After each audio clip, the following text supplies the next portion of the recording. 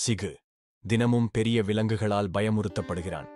ஒரு நாள் பயந்து ஓடிய சிகு ஒரு பழமையான ஆலமரத்துக் கீழ் ஒளிந்து கொண்டான்.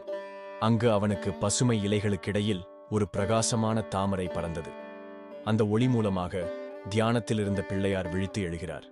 பிள்ளையார் மிதமான புன்னகையுடன் சொல்கிறார், உனது உருவம் சின்னதுதான், ஆனா உன் இதயம் பெரியது. அப்படியே வானத்திலிருந்து ஒரு பயங்கரமான காற்று அரக்கன் தோன்றுகிறான். வீடுகளை பறக்க வைத்து விலங்குகளை ஆழ்வானத்தில் இழுக்கிறான். சிகு பயந்து ஓட நினைக்கிறான். ஆனால் பிள்ளையார் அவரை பார்த்து சொல்கிறார், பயத்தோட விலகாதே, என்னோட சேர்ந்து எதிர்கொள். பிள்ளையாரின் ஆசீர்வாதத்துடன் சிகு தைரியமாகிறான். பிள்ளையாரின் தோளில் ஏறி வானத்தில் பறக்கிறான். சிகு காற்றின் நடுவே பறந்து அரக்கனை விகுதியெழுக்க செய்கிறான். பிள்ளையார் தனது பாஷம் கொண்டு அந்த அரக்கனை கட்டிப்பிடிக்கிறார்.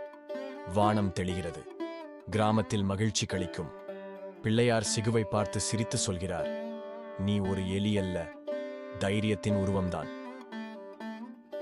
ஒவ்வொரு புராண கதையும் லேட்டஸ்ட் AI டெக்னாலஜி மூலம் உங்களுக்காக வடிவமைக்கப்பட்டுள்ளது. எங்களை ஊக்குவிக்க please subscribe KS Tamil Vlog channel, like and share.